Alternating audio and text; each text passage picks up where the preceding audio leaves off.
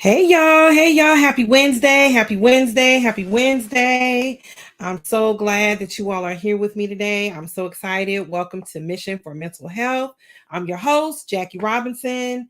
I'm so happy to be here today.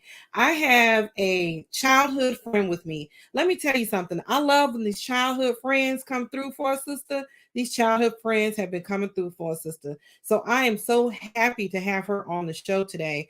I really try to get cute for y'all.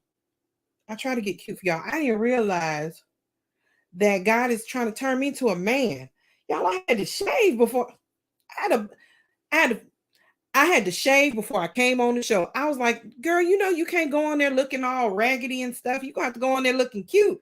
And then I didn't have any batteries for the shaver. I got the little flawless thing. I didn't have any batteries for the shaver. I had to run to the remote control, snatch out the batteries, because I only had like 15, 20 minutes to get cute for y'all. Hook walloon.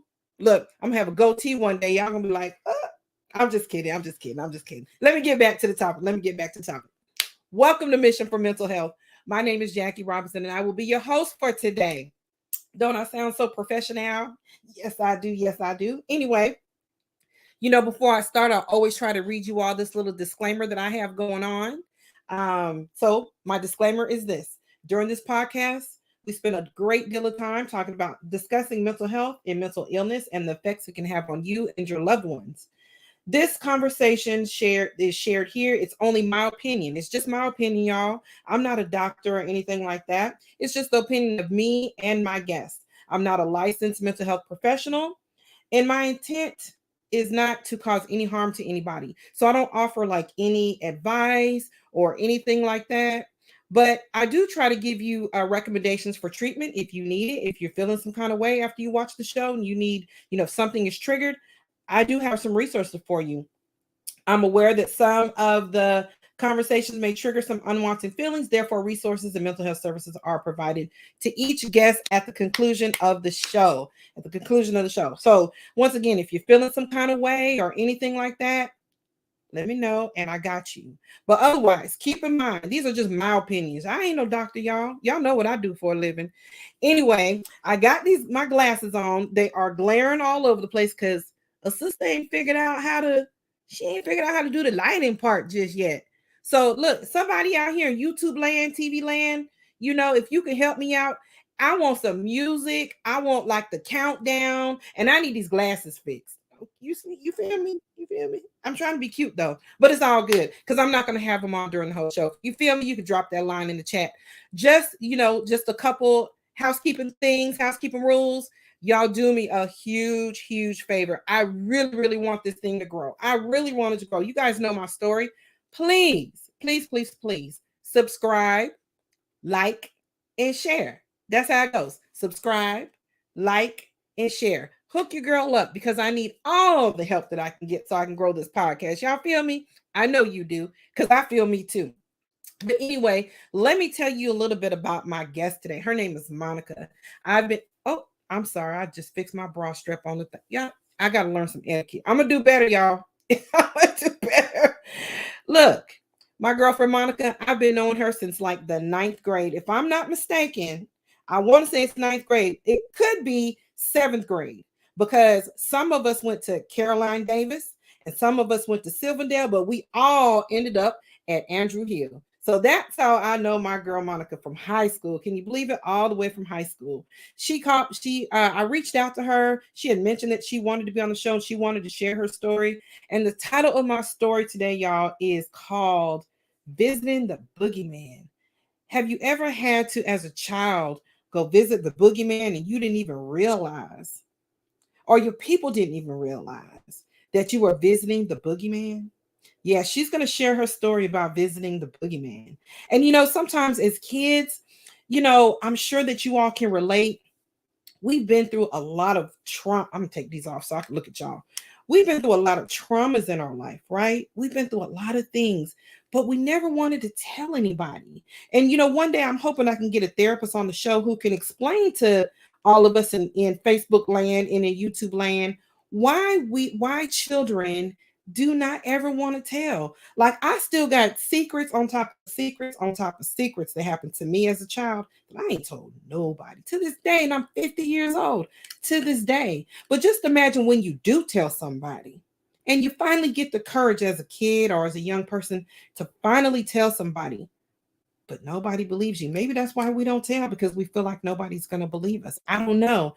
But anyway, my girlfriend Monica is going to, I'm about to bring her on. She's going to share. We're just going to have us a conversation because, I feel healing is in the conversation.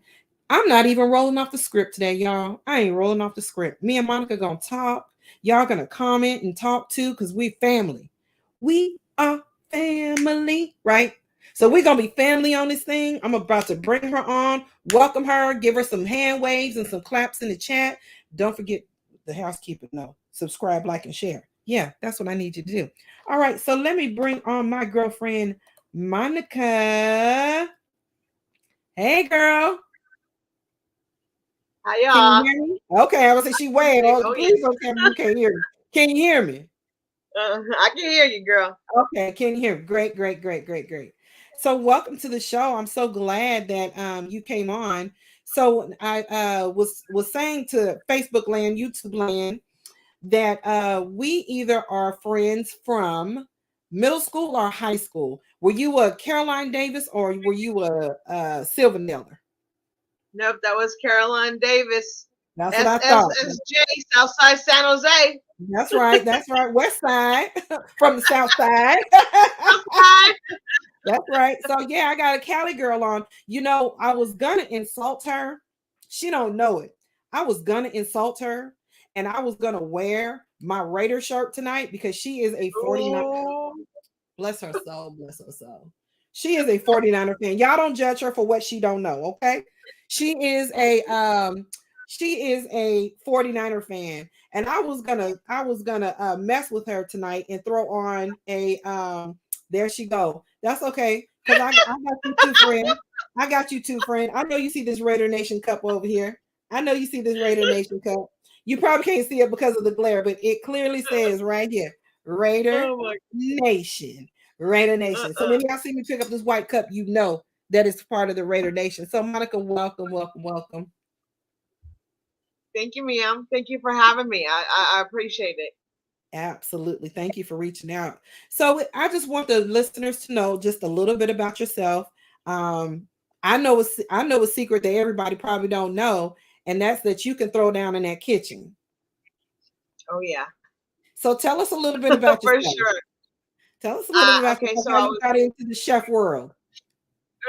born and raised in San Jose, California. Stayed in California probably for about 30, 35 years. I moved to Lake Tahoe and lived there for about 10 years. Um, Went to Reno just because California is outrageous with the costs. So I went to Nevada, but still was working in Lake Tahoe, and then had the opportunity to kind of switch up my career and come to Texas to help my brother out. Mm-hmm. A lot of health issues had to do with this change as well. Mm-hmm. I Mm-hmm. do have a degree, a bachelor's degree in culinary art, and chefing is was my life. I mean, it's food is always going to be my life. It's stuff that happened at a very very young age where menus would just pop up in my head, and I couldn't get rid Ooh, of them no matter what I did.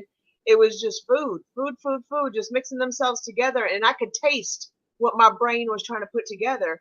And so mm-hmm. at a young age, I started experimenting in the kitchen. Like, I wonder if I could create what my brain is telling me and what I'm tasting in my mouth. And so I Right. would just start throwing down, throwing down, and Right. everything would taste exactly like I thought it would taste. So you're a master chef. I mean, I want to toot my own horn, but you know, But toot toot. I ain't mad at you, girl. Toot it.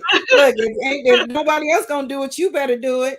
So, what is your right? specialty? What is Chef Monica's specialty? Well, I love doing pastas just because they're so versatile. You can do anything with the pasta. There's so many different shapes, sizes. You could mix it with anything, any kind of sauce you dream of. any kind of protein, any kind of vegetables, whatever you want. Yeah. You can throw in a pasta. You can even make a cold fruit pasta. I'm A telling you, cold like, fruit pasta. but but my signature dish is lasagna, and that Lasagna. comes from a recipe handed down from generation to generation. The sauce, not like lasagna, but the sauce, It's and all kind of about how that sauce. That's what we everybody built says. the Mhm. lasagna from way back. And this is my Yeah. white. I'm half Mexican, half white, and this is my Mhm. white side. So Where it this are they Italian or this is just no, oh okay. this is some white folk from. I mean, like country folk living on a farm type folk. Like Okay. Okay. Okay. Well, you know what my favorite things. If you ever feel the need to make me some tacos and ship them out here to me, I'm down for it. You know how I feel about a taco. I eat a taco in okay, the morning, in the evening. I eat a taco all day, every day. So, I did do you love grow up with a the big enchiladas though. family? Did you grow up with What's a that? big family? Did you grow up with a big family? I grew up, well, I did actually have a really big family, but everybody was spread. Um, I am an only biological child of my mother and my father. They have Hmm. other children, but they didn't birth them. I am the only Okay. one they birthed. So, I'm special. You Uh, special. but I have brothers, step brothers and sisters on both sides. And then growing up in the neighborhood that I did, there were several families that we just adopted each other. You know, Hmm. their kids called my mom and dad mom and dad. I called they mom and dad mom and dad. Like, and we Absolutely. still all family. So although I am an only child, yeah, I had a lot of siblings. Awesome. Yeah, I experienced a whole lot of that too in San Jose. I have a whole lot of cousins, and we're not really cousins. I Right, mean, that's just how we grew up. We and to this day, we have a whole all those girls I went to high school with are my cousins. Everybody, right, everybody is a right, cousin. Because I didn't grow up as a I grew up as an only child in the home, but I'm not an only child. My siblings are a lot older than me. So I get that, right. just being adopted throughout the neighborhood and things like that. That was a good part about being in California. Yeah, yeah. So we have this is a mental health show.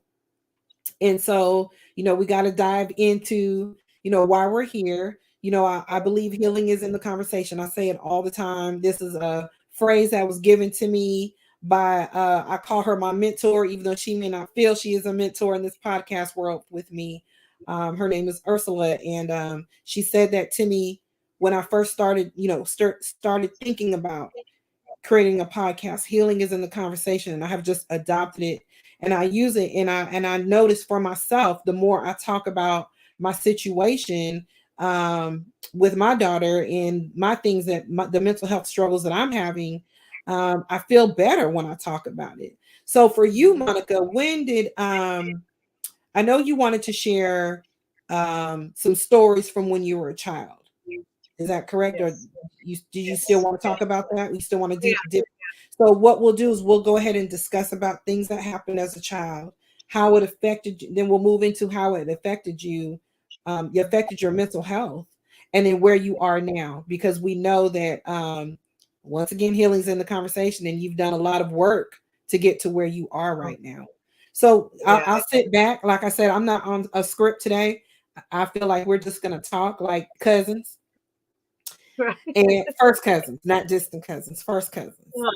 And I'm gonna let you share. So I'm gonna give you your time to share everything that you want to share with us. Okay. No, and I love that too because it's completely true that you heal through conversations, you heal through talking. It's so much the truth. Um, but my mom and dad divorced when I was 2 years old, so I never really saw them ever together or remember them ever together. Which means going to see dad on the weekends type of deal.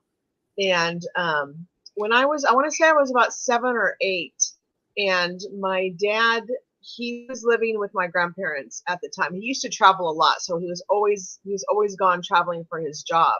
But when some weekends he would come and get me, and we would stay at my grandparents' house. And my older cousin sometimes would go over there too because his parents were working or doing something to where my grandparents had to babysit him. And when I was 7 years old was the first time that he tried to sexually assault me. And I'm not knowing what's going on. I don't Right. understand it. I'm at that age. I really don't know nothing about that.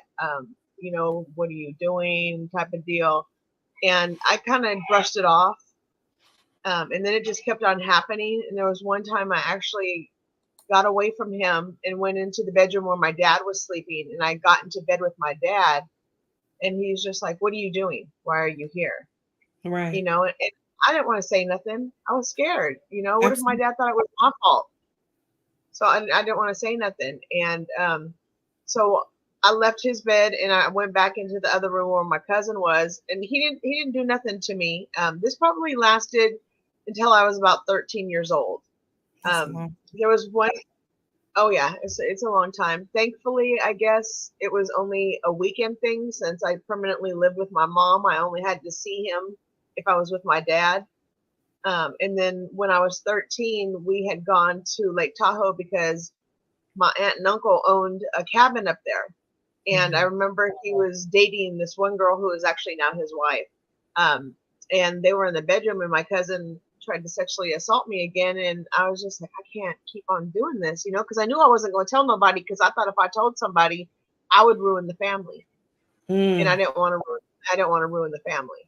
And so I right. knocked on my dad's door, and he was just like, "What do you want?" And I was just like, "Can I come in? Can I? I'll just sleep on the floor. Can I just come in here?" And he's just like, "No, you're so spoiled. You don't need all this attention. Go somewhere."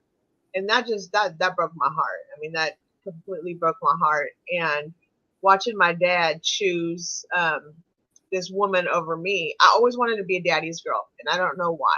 Maybe it was because I never really had that time with him, and I saw other girls with their dads, being Mhm. swung around, or getting in that pretty dress and going to a daddy daughter thing, whatever. My dad was never there for that, and so that broke my heart. And so Right. there's these two men that I looked up to that just kind of destroyed me. And because I was so young, I didn't know how to not let that happen. Right.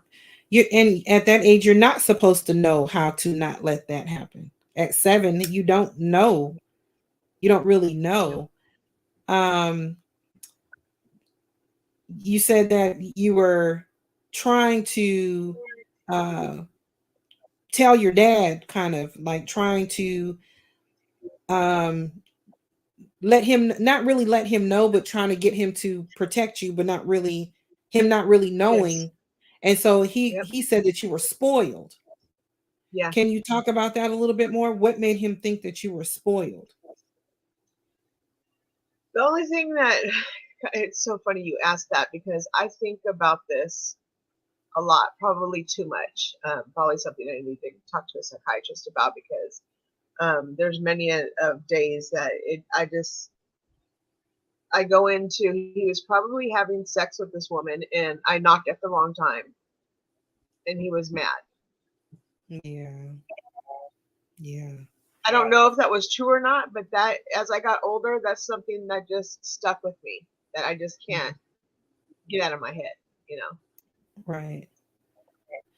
So, we do know that oftentimes abuse does come in through the family. I called him the boogeyman. I Oh titled your yeah. story. I titled your story "Visiting the Boogeyman" or being forced to go be with the boogeyman, and no one even really knows that. Only you know that you're going to see the boogeyman. Hmm.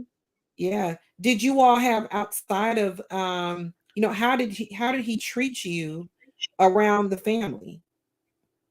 We were good around the family. My birthday's November 1st, his is November 14th. And so we're both Scorpios, and we used to really play off of that. Like, yeah, we're Scorpios, we're gonna stick together, yada yada. We kind of knew each other, knew each other's personalities, had that Scorpio trait in some way or another. And he was my older cousin. And so it was just normal when we were around the family. It was just, and I love the title that you put on this episode, because it, it's perfect. Because it would only happen at night The boogie, when yeah. everyone That's else the was asleep. boogeyman. Mhm.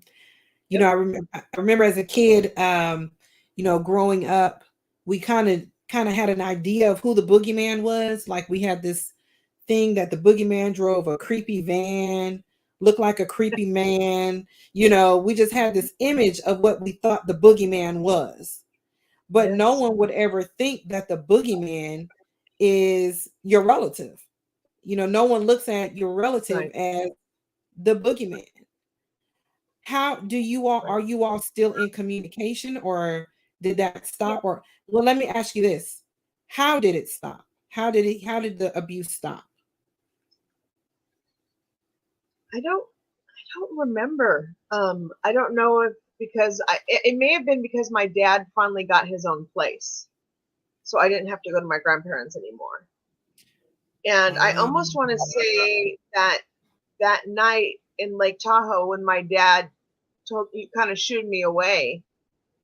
I don't remember exactly what happened, but I want to say that might have been the night where everything stopped. That I put it to a stop. I put it to a halt.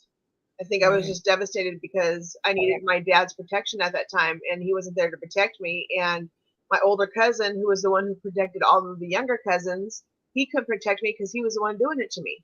Because he was the boogeyman. Mm-hmm. He was the boogeyman. Absolutely. I try to incorporate comments while we talk, and Miss Debbie, Mm-hmm. um, and I still call her Miss Debbie to this day. She's always going to be Miss Debbie to me. This is so true. I cannot tell the family for that reason. It happened to me with my uncles. I could not tell my mom. Yeah.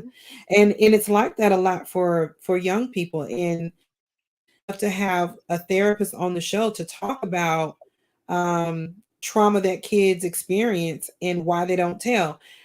I think I never told just because not that I didn't I was always afraid of somebody getting in trouble, and I thought the person getting in trouble Mm-hmm. would be me. And I was always in trouble anyway. So that would have just been more mess. You know what I mean? Like now I'm gonna be in trouble for this too. Because I was just bad as a kid. I was always in the midst of something. Always in the midst of something. Do you still have to see your cousin? And if you do, how is it? Like have you ever confronted him about it, or have you how is it now? No, I handled it the wrong way, the coward way, is as I like to say it. I just one day just cut him off, took him off of Facebook, took him off of any media, didn't answer any of his text messages, his calls, just ghosted him. I guess is what the kids say nowadays. That's their word, ghosted. And he had reached out to me, like, um, why don't we talk anymore? And I don't want to answer. Um, and I was going to have a sit down with him, and I did want to have a conversation with him, and I actually wanted to have a conversation with my parents as well. But there was another situation that he was involved with with my little brother, and I think if I was to tell my dad what he had done, my dad would kill him, Yeah, literally. Literally, because he literally. he did some stuff, some criminal stuff with my little brother, and my little brother's currently sitting in prison, and that just divided our family. Like I thought it would back in the day, like when I was young and all this was happening to me. This is what I'm thinking. Like I'm going to destroy the family, not knowing years later that this cousin and my little brother, what they did together, was going to destroy the family. Wow. It's just kind of Wow. yeah, it's kind of crazy. Yeah, it's that's hard. It's hard. So as you experienced this trauma as a child, and as you were growing up through, middle school and high school, of course, none of us ever knew anything ever happened to you as a child. And of course, you didn't know anything happened to any of us as children. How were you able Right. to maneuver through relationships and high through high school and relationships with significant others? How did this have any type of effect, or were Oh you yeah, able this to just messed me up. No, this messed me up badly. I was out there hunting for love, like hunting like I was a starving coyote, and I would have done anything to have somebody just love me. and that brought me to having a lot of promiscuous sex. Mm-hmm. Back in the day, call me a hoe. I was a hoe. You was I didn't home. care. I get Yeah, it. I trust. I Been didn't there. care if I get it. he had a woman. It was almost a challenge if a man had a woman and I wanted him. And I was just dirty. Mhm. I was just dirty about it. I didn't care. I was so hurt. I was so angry. And I look back and I wish someone would have known, or I wish I would have known more about mental illness, and that probably sitting down with a psychiatrist at that time may have helped me later on, because there was more stuff that just went on along the way, probably until I was 40 years old is when I was actually finally able to get a hold. I call her Jade. She's the voice that was like, look at this man. Yeah, so what? He's got a girl. Go get him. I bet you he'll get with you. Her name is what? Jade. Jade. Jade. Jade. Jade. Mm-hmm. Okay, Jade. Interesting. You chose Jade. that name. What made you choose that name?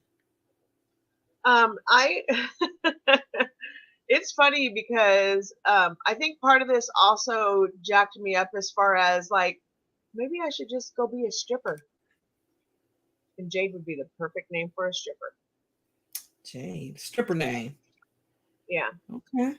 And Okay. she just had that. She was that personality. She was that attitude, and she led me to a very, very wrong path. Mm-hmm. Not only was I promiscuous trying to find love from men, but also trying to find love from the streets. So I started hanging out with some gangbangers, Mm-hmm. involved in some dirty stuff with them. And just because it felt like a family, I was kind of like house mom. Everyone called me mom. And, it's not like I went out and robbed banks or killed people, but I would feed these boys. I would keep their house clean. Sometimes I'd be a driver for some shit they had to do, but I got that Right. love. And nobody was Right. touching me. Nobody was raping me. Nobody was doing that kind of stuff. It was just genuine Right. love. Right. And then my mom, she started thinking that I guess Jade was really a parent at times that I thought I was hiding her. But I have to say for a good 3 years, my mom didn't call me by Monica. She called me bitch. And that made my mental illness go even deeper. Like, okay, my Wow. daddy don't care about me, and now my mama is calling me out like this, and she especially would love to do it when my friends were at the house. And so I was Really? like, okay, she want to call me a bitch. Okay, we gonna see a bitch. And I used to wow out. I used to disrespect everybody in that household. I did not care.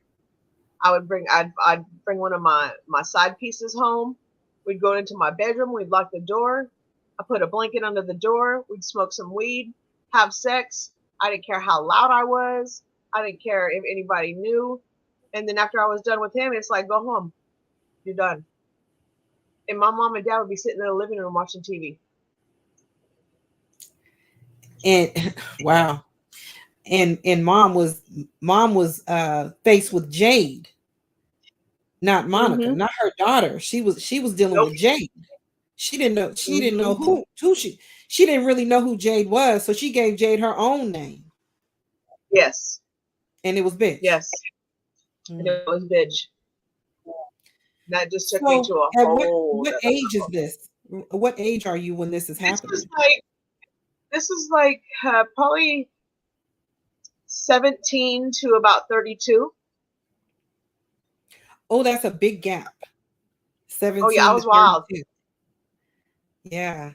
And this is in California still, or have you already left This is in California? California. This is in Yeah. California. I was, going through it, and then, ironically, my cousin who abused me as a child was in prison, and his roommate happened to see one of my pictures one time in a letter, and we just got to talking, me and this other guy, his roommate guy, and I happened to marry this man. Right? What? What? Yes. So Ended up how marrying long? this man. So this is your cousin's roommate at the facility, In the prison, yes. in the prison, and you end up In getting the married. prison. And And in I ended up California, marrying you him. know, you can have, if I don't know if they still do it or not. I know back in the day, you could have conjugal visits. So if you were married, you were able to go see your spouse in the prison. Right. Unfortunately, because this man showed me so much attention and so much love, and only if I knew now what only if I knew back then what I know now, I know men in prison are going to tell you whatever that you want to hear because Right. they're lonely Right. and so I sank totally into his lies, into his lust, into his what he called love. I was trying to get straight with my mental illness, and so I started going to church. I started reading the Mhm. Bible, and what really got me more attracted to him was that he could read the Bible backwards and forwards.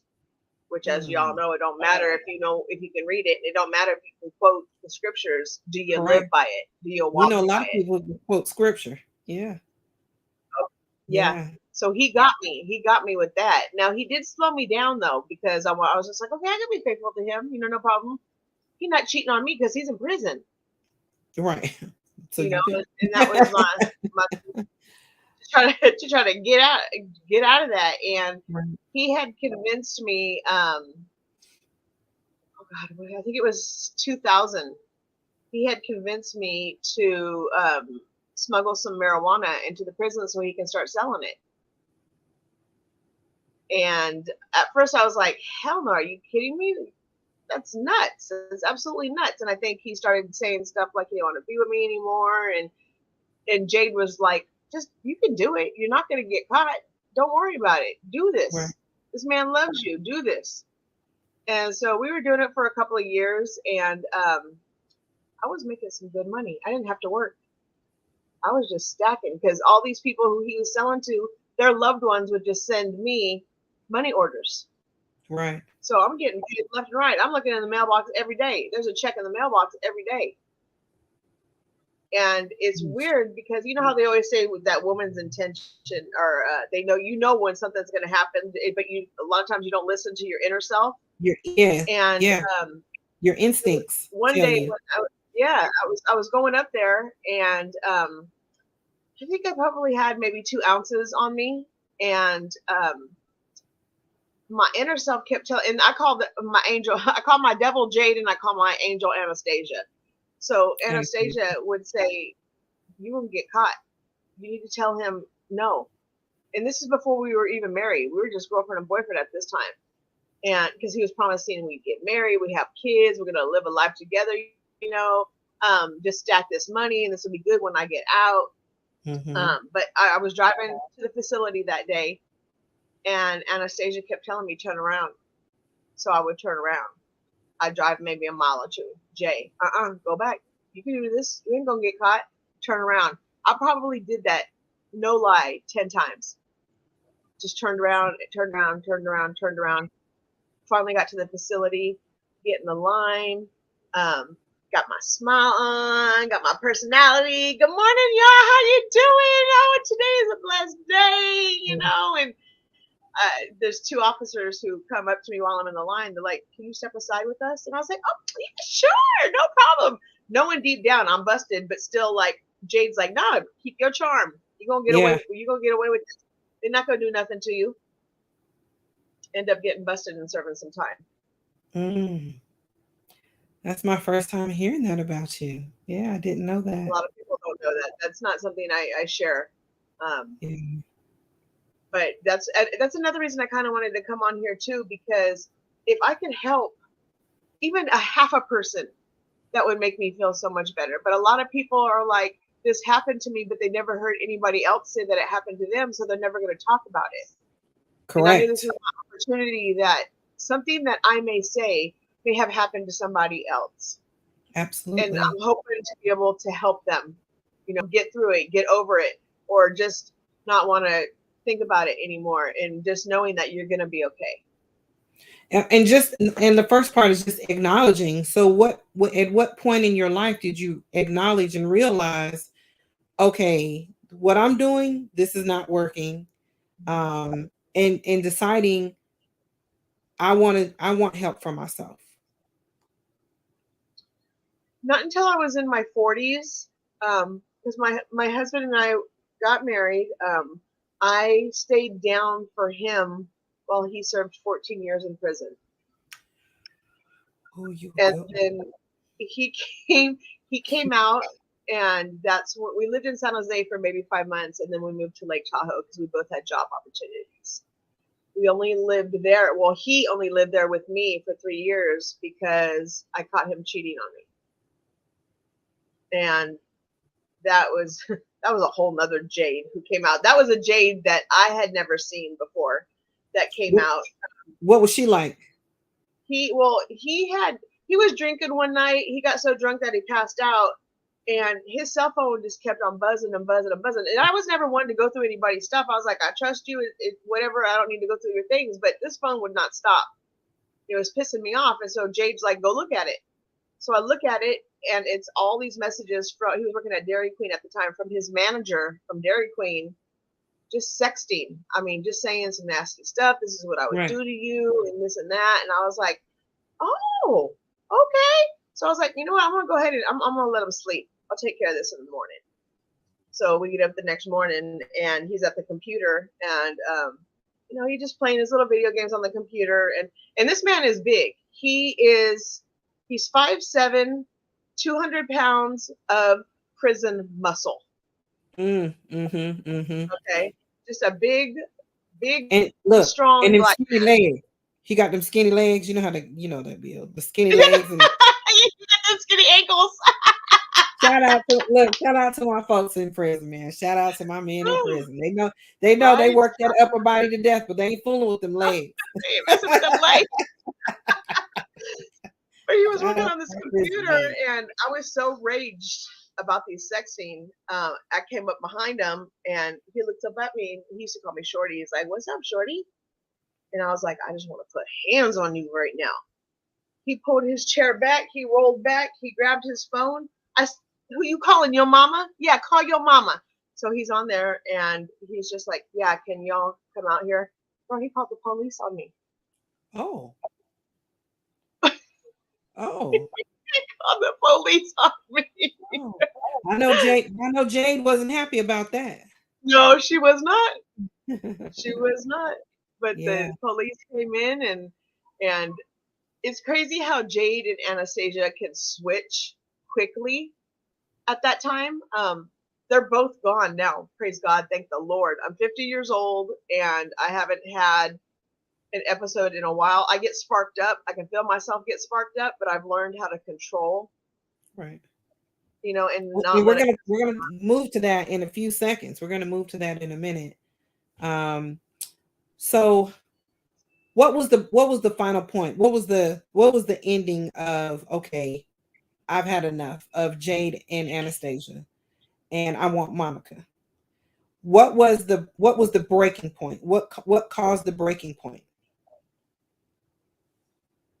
The breaking point for me was after I left Lake Tahoe, because I had kicked him out and stayed in Lake Tahoe maybe 2 more years after that, and moved to Reno, and then got a different job. And that's kind of when everything switched. I was working at the airport as a chef. That being in the kitchen has always been my comfort. Has always been my baby blanket. Has always been, my passy.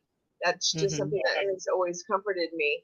And I was working as an office manager in Lake Tahoe for a rental property. And although that's something I started off as 19 years old, I had the receptionist experience, I had the office manager experience, I had rental experience, I had all that experience at a young age. But I wanted to be a chef, and that's why I went to culinary school. But then when I went to Lake Tahoe, I got these other opportunities that paid more money, and so that's why I went that way.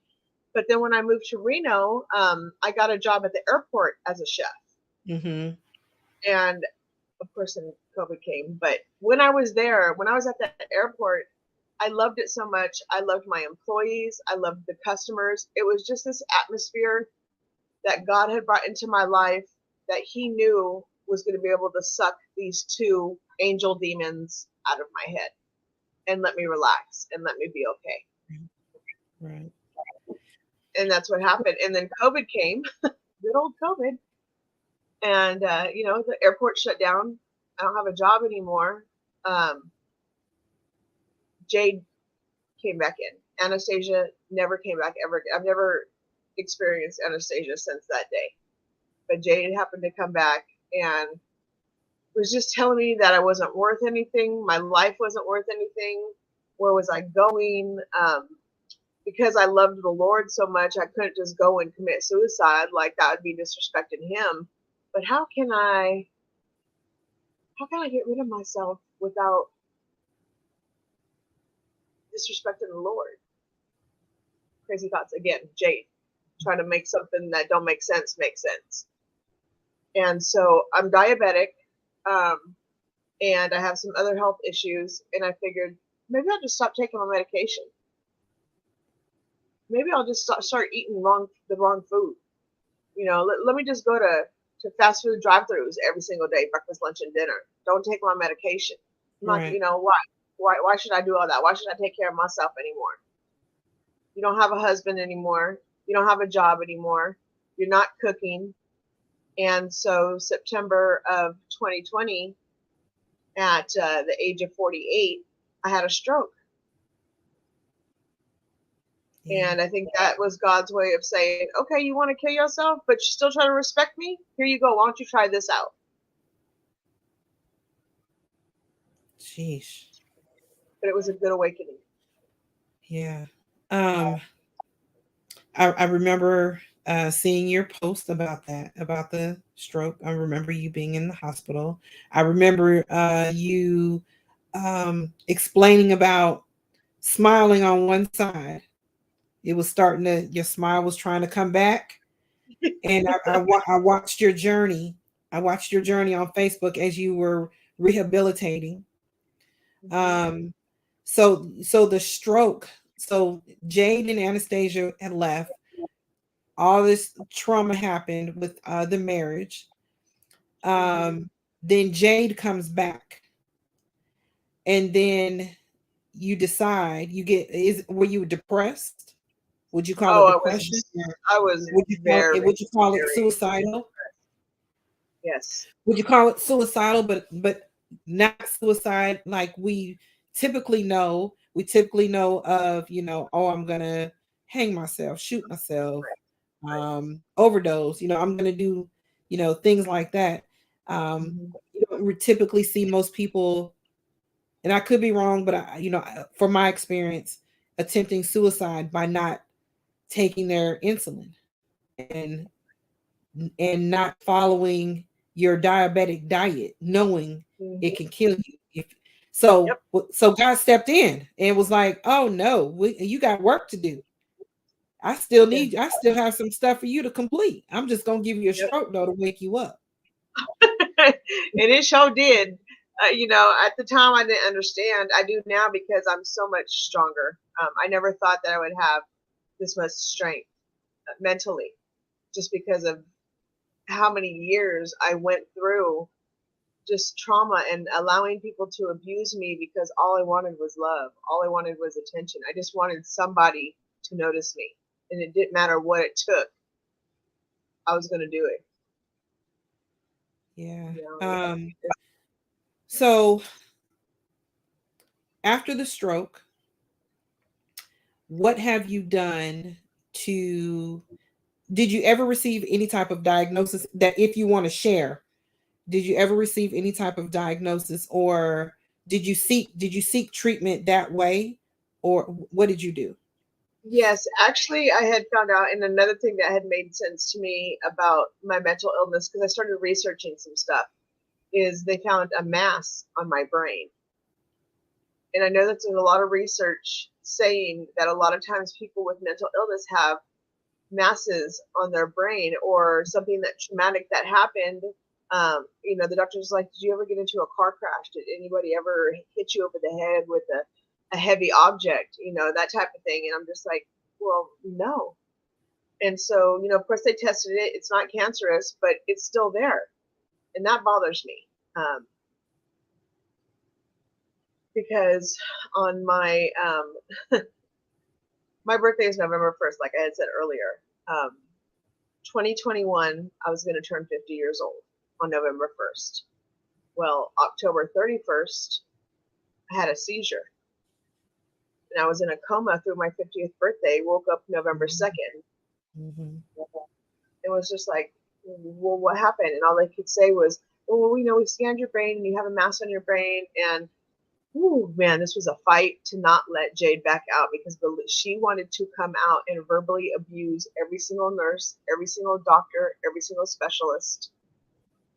But I was able to keep her in control. Yes, I have a lot of questions, and the health industry has failed me tremendously, and it's hard for me to trust. Right. It's been hard for you to trust since you were a child. Oh yes. Oh, my trust was broken at 7 years old. Right. Right. So how do you deal with it? How do you cope with it? I mean, are you seeking mental health services, or how do you live day to day? How do you get through this? My conversations with the Lord, my Bible study every single day. He always seems to, when I wake up and there's something on my mind, or I'm feeling like I'm having some issues, the scripture that is for that day will save me from Jade coming out. Mm-hmm. Can't explain it, but who can explain God? You know what I'm saying? So, and I've noticed that there's been times where I may want to step away from the Lord, don't want to talk to him, want to feel stubborn, don't want to read the word. Who cares about scriptures? But I can feel the difference, and I come back thank God I come back every single time. Mm-hmm. So now, being 50, about to be 51 this November, I feel good. There's stuff going on in my life right now that I know Jade would love to come out and destroy, but I'm not allowing her because I know God's got this. Right. He's got my life under control. Right. I'm trying to do the best that I can to what he wants me to do and who he wants me to be. It's hard. I'm not gonna lie. This is not anything easy at all. It's a daily struggle. It's definitely a daily struggle, and I thank him every single morning when I wake up. Thank you for blessing me to see another day, and I thank him every single night right before I close my eyes. Thank you for allowing me to be Monica today. Yeah. Yeah, that's a blessing. I remember watching your journey too after the seizure. I remember seeing your journey after the seizure. I remember you waking up a few days after your birthday, talking about you missed your birthday. So one thing I noticed, you always find humor. Mm-hmm. You always find humor in everything. You're always finding humor in the worst events. But yeah, I remember you saying that you woke up a couple days later and you missed your birthday because you were asleep in that coma. I remember that. Humor has definitely helped me along my journey as well. If I can make fun of myself. Okay, humor. Mm-hmm. Yeah, humor. Yeah. Just turning it into a joke. But I have to be over it first. I have to be okay with it first before I can start joking about it. Right. But have you ever thought about talking with a therapist or anything like that? Has that ever been a thing for you? Yes, I would definitely like to get into some conversations with a professional. I don't have the best health insurance, so I can't afford that right now. And that's kind of been my thing throughout the years is I just can't afford one. I've never had good enough insurance that would cover something like that. Right. And that's why your mission to mental wellness is that it's so important to me because I understand it. I understand being on this side instead of the other side that people don't realize. We need help. And the help that you all offer is expensive. And a lot of us can't afford that, but we still need that help. Absolutely. Absolutely. That's one of the reasons why I did start the podcast, because I wanted people to be able to come in and share their stories, their mental health journeys, and their path, to success. I'm hoping if you all are listening to Monica, what she's expressing is that she wants more services. She is definitely on a spiritual journey, and that spiritual journey is sustaining her. If I'm correct, am I saying that correct, Monica? Yes. The Yes. spiritual her spiritual journey is sustaining her, but uh professional help will also help her. And so, if anyone is aware of any place or anybody that offers free services, um, put it in the chat Yes, or please. send me an email. You all have my phone number. You can text me 678-699-5739. Text me, and let me know so we can get her. Everyone is teleworking now, so she doesn't even have to leave off of her couch. She can do it from her couch. I do have one resource for you that that I use a company called Open Path. I guess I'm giving them a plug. Um, yeah, I mean, I understand that therapy it can be expensive. Um, I use a company called Open Path, and if I'm not mistaken, they gauge their fees off of your income. Okay. So I will share that Open Path information with you. And I do my sessions on Thursday night, Thursday at 7. I'm going to I look, we'll be on Zoom tomorrow. She's not on Zoom, but it's something where we can talk like this. Right. And Yeah. it's off of your off of how much you make, and it's worth looking into. And I've been Most seeing a definitely. lot since I've been doing this mental health thing. I've been noticing um, stuff pop up on my timeline, people talking about different types of therapy companies. Like, these companies are offering services, but they're not at the price that we're accustomed to paying. So I'll share those with you when we get off the call, or get off the stream. I don't know why I call it a call. When we get off, I'm not used to being on TV. Y'all know I'm not used to all this. I'm trying to be. I'm learning to be, but I'm not used to all that. So we have about. Hold on. I had to look at the clock. Can't see it. Yeah, she About gotta put her glasses on. we got about 4 minutes to go. I can't see without these things. So I can see like far away. I can see from here to Africa. But if you put Oh my something right here in front of me, God. Right. Can't see. I That's can me read. too. Yeah, I can't read. Me too. Um, Um, and we briefly did talk about it, but what would you like to see different in the mental health care system? We're in different states. I'm in Georgia. You way over there. I'm in What would you like Texas. to see, Texas? What would you like to see happen different in the mental health care system? What changes would you like to see? We already talked about expensive therapy. What else would you like to see changed? Just more options for people. Make it easier for them to be able to get a hold of something to help them. Yeah, make it simpler. I think the more that we talk about it, um, I see soon change is coming, because celebrities talk about mental health and mental illness. The Right. average person is talking about mental health and mental illness. And it's not even a one, it's not like, oh, that's just in the Black community. Oh, that's just in the Asian community. It's in all of our communities. Like, none of us are exempt Right. from experiencing or knowing someone with mental health or mental illness. So I do see in the future changes coming. I just don't know what all the changes are. I'm hoping with my nonprofit, well, I know with my nonprofit, I will be a part of that change. Who has given you the best advice? I have to say, I was just going to interrupt you and tell you there's a part of my story that I didn't Sure. say that was actually really, really important. Was when I was in Lake Tahoe, I got this really good doctor. And I think I had Blue Shield at the time. And I would talk to her like she was my best friend. I mean, I was just letting her, like, she pretty much knows everything I just told y'all. And she was just like, "Are you depressed?" And I said, "Severely." She's like, "Do you have suicidal thoughts?" I said, "I have suicidal thoughts all the time." I said, "But because I love the Lord so much, that's something I wouldn't do."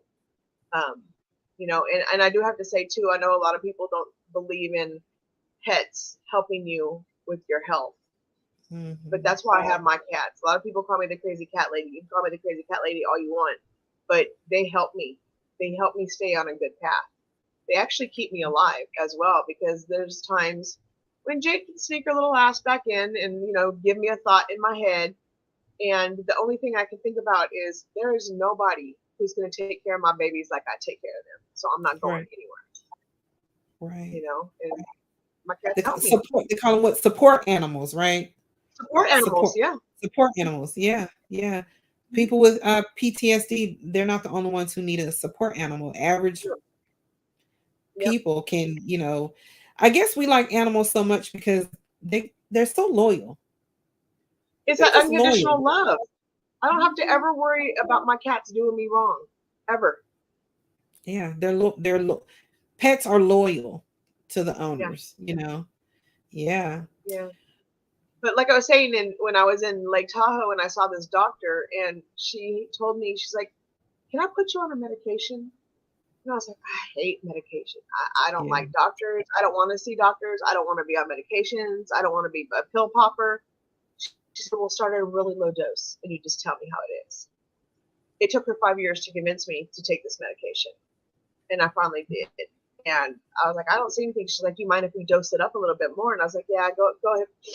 Why not? Let's just do it." And what a difference a little tiny pill makes. Isn't that something? It is definitely something. What have you And it noticed still bothers different? me because I don't want to take medication, but just what it does for me, I know that I have to, and I know I'm probably going to have to until the day I die. What does it do? What does it do for you? It relaxes the depression. I'm not as depressed as much. I don't cry as much. I used to cry if I stepped on an ant. I mean, it was ridiculous, the emotions that I used to go through. And this Mm, pill stopped all that. It made me happier. Um, it made me think in a different way. right. Right. A lot of people are that's some of the problem that we have with mental health in in the mental health community, mental health and mental illness community, is people feel that if I take this pill, then that means I'm crazy. Hmm. That it means I'm crazy if I take this pill. And I so used to I call don't it want the to do crazy it. pill. You just call That's it what I the used to what? call it. I used to call it the crazy pill. This is my Yeah. crazy pill. Don't take my crazy pill away from me. Yeah. Yeah, and we have to get away from that. You know what I Hmm. mean? You're not crazy. I've said it over and over again. If the doctor says that, you need to take a shot of insulin, you'll take that shot of insulin with no Oh problem. yeah, right, So, if you got high blood pressure, they'll give you a pill for that too. hmm, So, it's sometimes your brain is feeling a little ill and it requires a little medication too, and there's nothing wrong with it. So, right. I'm glad that you shared that part. Is there any questions you wish I would have asked you that I didn't get a chance to ask you? Um, well, I think I kind of went through everything because I was going to say, how my family felt, but I explained that as well. Like they didn't know. And the only thing my mom knew was that I was acting like a bitch, so I might as well be called bitch. My dad didn't know. He would rather be, with this girl in the bedroom than help me because he didn't know what I was going through. Right. But Does he know now? what's that? Does he know now? Oh God, no. Oh yeah, you did say that he'd kill him. Kill him. Because things are still going on with my little brother and this older cousin. My dad already wants to kill him. Like my dad can't be in the same room with him right now. If I was to tell him that, my dad would probably literally get in his car, drive 3 hours to my auntie's house, and probably murder him in front of his own sister. Yeah. Yeah. My dad's already angry. He already don't Of like him. course. So Of that's course. not something that. Of course. Well, I always like to end like on a lighter note, because discussing mental health and mental illness is heavy. So I always like to kind of bring it up a little bit. Um, if you had 10 times your budget, if you had a whole lot of money, if you would have won, what was that? Mega Millions, a billion, 1 point something $1 billion. I don't know if they got it in Texas, but they got it here in Georgia. Oh, What would you it's spend it actually on? high in Texas too. Yes, I would. What would you, if you had no money was no limit, what would you spend it on? What would you do? The first thing I would do was buy a house, and then I would go to churches. I would start with the pastors who have really helped me along my way. I'm sure a lot of you know who Joyce Myers is, Oh yeah, we um, know Joyce Myers. who Bishop T.G. Jakes is, Joel Olstein, who is actually centered here in Texas. Uh-huh. Those pastors have really helped me along my journey as well. So I would Mhm. definitely donate sums of money to them. I would try to open probably a nonprofit in regards to mental health, just to be able to help others. I mean, if somebody could have helped me at a very young age, things could have been a lot different. I don't Yeah, regret anything that happened to me. I believe that God has us go through things for a reason, that there's an right. ending to everything that He's putting you through, but not to necessarily end mental health for anybody, but just try to guide them to make it easier for them, to maybe try to make them understand more so it will help them.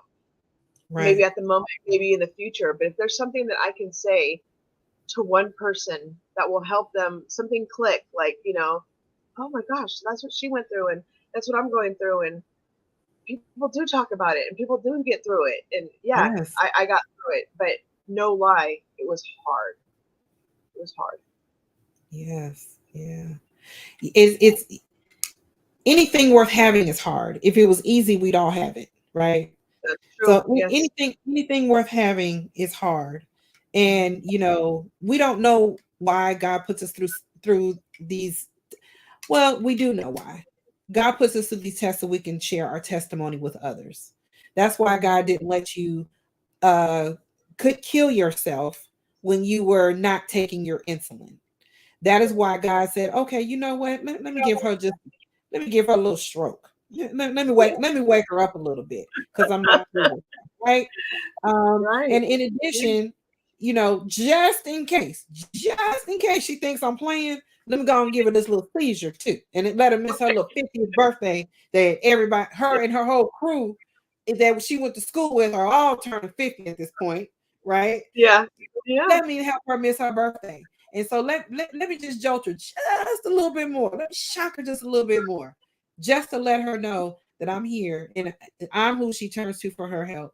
And Hmm. she will be a testimony for others. And you've been a testimony today. And I so appreciate you. I know when we first talked about you sharing your story, I didn't know where we was gonna go. And so I didn't want to know all the details or anything because when we first started talking, I didn't know you were going to share child abuse. I had no idea you were going to share that. So I didn't want you to tell me anymore when we talked prior, because I wanted Right. to hear it fresh, like everyone else is going to hear it fresh. And we do understand that our traumas as children do carry on into adulthood, which can cause us to have tons of mental health and mental illness issues that we don't fix, but we can fix it. I mean, y'all look Yeah. at Monica.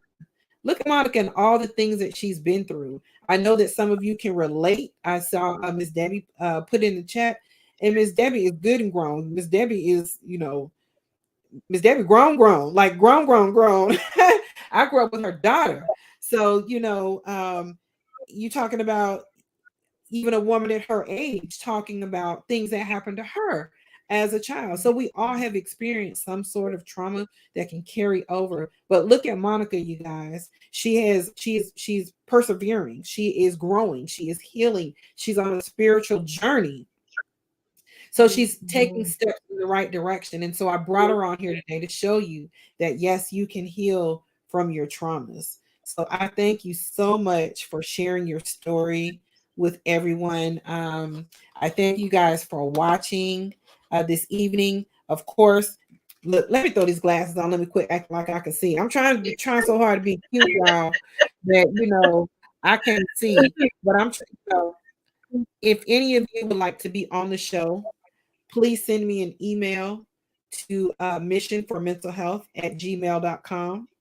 I would love to have you on. Like I said, healing is in the conversation. I love when we're sharing this conversation because I do think that, everyone doesn't want to share, and I get that, but people who are watching may see themselves in you.